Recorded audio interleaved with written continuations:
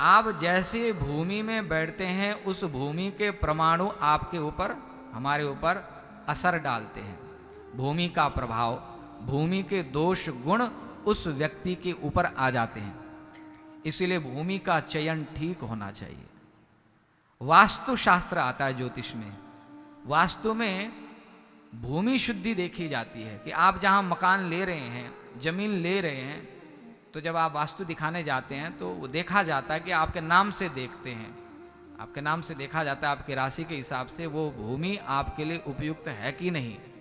उस भूमि में कोई दोष तो नहीं कि आप वहां घर मकान बना लें और जीवन भर आप पछताते रहें। अथवा तो घर मकान बन चुका है, रह रहे हैं, मजबूरी है, लेकिन घर में अशांति बनी रहती है, अर्थात भूमि में दोष है। तो क्या किया जाए? तो फिर वास्तु शास्त्र कहता है कि इसके उपाय हैं, कुछ टोटके करो। वास्तु कहता है कि वास्तु के हिसाब से टोटके करो।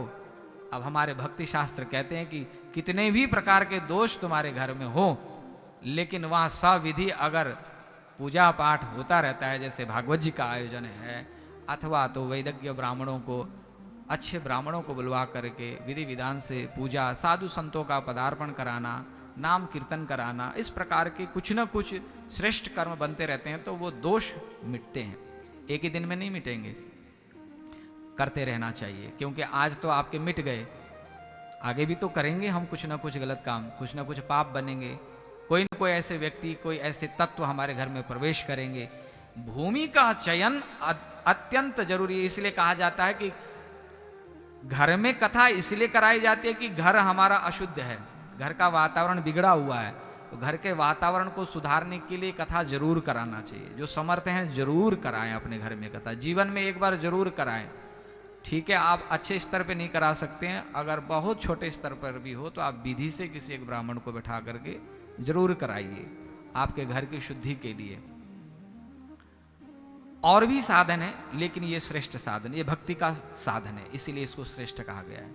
एक कथा आती है महाभारत में, हिरण्याक्ष के ही कुल में सुंद और उपसुंद नाम के दो असुर हुए, और दोनों में इतना प्रेम था, दोनों भाइयों में, कि एक दो देह एक प्राण। इन्होंने ब्रह्मा जी की तपस्या करके ब्रह्मा जी जब प्रकट हुए तो वर मांगने को कहा, तो सुंद उपसुंद ने कहा हमें अमर बना दो। ब्रह्मा जी ने कहा भाई अमर तो हम स्वयं नहीं है, तुम्हें कहां से बना देंगे, कोई दूसरा वर मांगो। पढ़ा लिखा आदमी बड़ा चतुर होता है, और उसकी चतुराई गलत जगह जाती है। ज्यादा पढ़ लिख जाता ना व्यक्ति, तो वो दिमाग फिर गलत जगह चलने लगता है। अच्छा, गांव का सीधा आदमी इतना दिमाग नहीं लगा पाता, लेकिन पढ़ा आदमी होगा तो 10 तरह के दिमाग लगा लेगा। और ये राक्षस लोग भी, असुर लोग भी बड़े पढ़े लिखे होते थे, ऐसे वैसे नहीं थे। ये देवताओं से ज्यादा पढ़े लिखे होते थे, और देवताओं से ज्यादा तपस्वी होते थे। और इनकी तपस्या, इनकी पढ़ाई लिखाई सब बेकार हो गई। क्यों? पढ़ना लिखना तपस्या करना ही कोई बड़ी बात नहीं है, आप उसका प्रयोग कहाँ कर रहे हैं, किस दिशा में कर रहे हैं। रावण इतना बड़ा ज्ञानी, इतना शक्तिशाली, भगवान शंकर को तक हिला दिया उसने। सब देवी देवता उसके घर में जल भरा करते थे, झाड़ू बुहारी लगाया करते थे, लेकिन आज रावण की पूजा कहीं नहीं होती, जलाया ही जाता है। राम की पूजा सब जगह होती है। तो पूजा होती है आदर्श की, पूजा होती है चरित्र की। पूजा डिग्री की नहीं होती है कि आप कितने पढ़े लिखे हैं, आपका चरित्र कैसा है। आप पढ़े लिखे तो हैं, लेकिन बात करने का तरीका नहीं है। कैसा पढ़ा लिखा आदमी है, बोलना ही नहीं आता इसको, वहीं फेल हो गए। तो इन्होंने वर मांगा कि फिर ऐसा करो ब्राह्मण, हमें ऐसा वर दो कि हम मरे तो आपस में लड़के मरे। जब हम लड़ेंगे आपस में तभी हमारी मृत्यु हो। दोनों को अपने ऊपर इतना विश्वास था कि हम कभी लड़ेंगे ही नहीं, और जब लड़ेंगे ही तो मरेंगे कैसे, इतना विश्वास। आप समझ लीजिए कि कितना दृढ़ प्रेम रहा होगा आपस में भाइयों में। ब्रह्मा जी ने कहा तथास्तु। अब सबको चिंता हो गई, क्योंकि वो तो वर प्राप्त करके उन्मत्त हो गए। अब क्या किया जाए? तो चिंता तो फिर भगवान नारायण को ही हुई।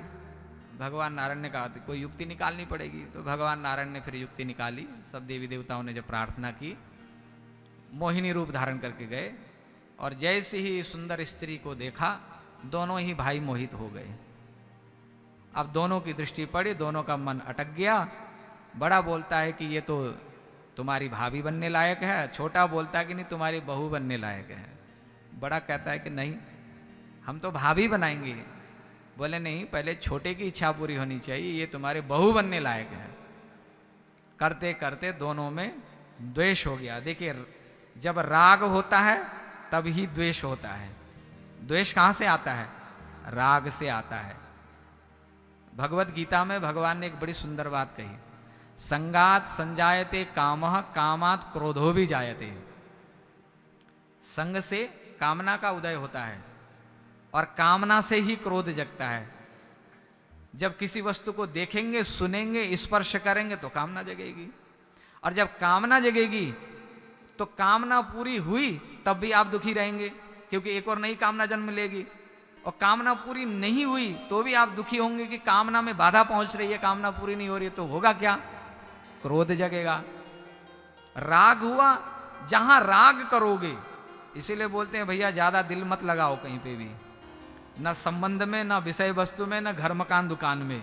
घर में भी जब कुछ दिन रहने लगते हैं एक स्थान पर, मान लीजिए कि आप यहां रहते हैं, अब यहां से छोड़ना पड़े किसी कारण से, आप जहां भी रहेंगे लेकिन आपका राग आपको छोड़ेगा नहीं, आपको दुखी ही देगा, क्योंकि आपकी यादें वहां जुड़ी हुई हैं, आपके राग जुड़ा हुआ है। दोनों में विवाद हुआ, दोनों लड़ने लगे, बुद्धि भ्रष्ट हो गई। और वर तो वही मांगा था कि जब लड़ेंगे तब मरेंगे। तो मरने का कारण क्या बना? राग द्वेष। वो जिस भूमि में मरे, कथा ऐसी आती है कि भगवान राम जब वन के क्रम में चले तो एक मार्ग में रुके। भगवान ने लक्ष्मण से कहा कि यहां की मिट्टी उठा लो, तो लक्ष्मण जी ने वहां की मिट्टी उठाई और पोटली में बांध ली, कपड़े में उसको बांध दिया, क्योंकि भैया ने कहा है लेके चले। तो ऐसा संतों के मुख से हमने सुना कि जब आगे चले मिट्टी उठाने के बाद में लक्ष्मण का मन दूषित हो गया। लक्ष्मण के मन में एक भाव आया, कुभाव आया, अरे वन तो भैया को मिला था, हम क्यों पीछे पीछे आए। आगे गए, एक स्थान पर विश्राम किया, बोले कि ये मिट्टी को हटा दो, पोटली खोल दो। मिट्टी को अपने से हटाया। लक्ष्मण के मन में सद्विचार आया, ओहो मैंने भगवान के प्रति, अपने इष्ट के प्रति ऐसा दुर्विचार कैसे जन्म दिया, कैसे मेरे मन में ख्याल आया। पश्चाताप हुआ। फिर भैया ने कहा कि फिर मिट्टी उठाओ, फिर उठाया, फिर वही दुर्विचार। फिर आगे चले तो बोले कि इसको हटाओ। मिट्टी को हटाया तो लक्ष्मण जी हाथ जोड़ के बैठे भगवान के आगे। भगवान से पूछा, प्रभु यह क्या माया है आपकी, ये मेरा मन क्यों विकृत हो रहा है, इसका कारण क्या है। भगवान बोले, लखन जिस स्थान पर मैंने तुम्हें मिट्टी उठाने के लिए कहा था वहीं पर ये सुंद उपसुंद की मृत्यु हुई थी। राग द्वेष के कारण उन्होंने शरीर छोड़ा था, और देखो कितने हजारों साल हो गए, हजारों वर्ष बीतने के बाद भी उस मिट्टी पर राग द्वेष का प्रभाव देखो कितना प्रबल है, कि लखन जैसा जो शेष का अवतार है, जो राम का भाई है, नारायण का भाई है, उसके चित्त को भी मलिन कर सकता है, तो साधारण प्राणी के मन की स्थिति क्या बना देगा। इसीलिए भजन करने के लिए, पूजा पाठ करने के लिए वातावरण, स्थान की शुद्धि बहुत आवश्यक है।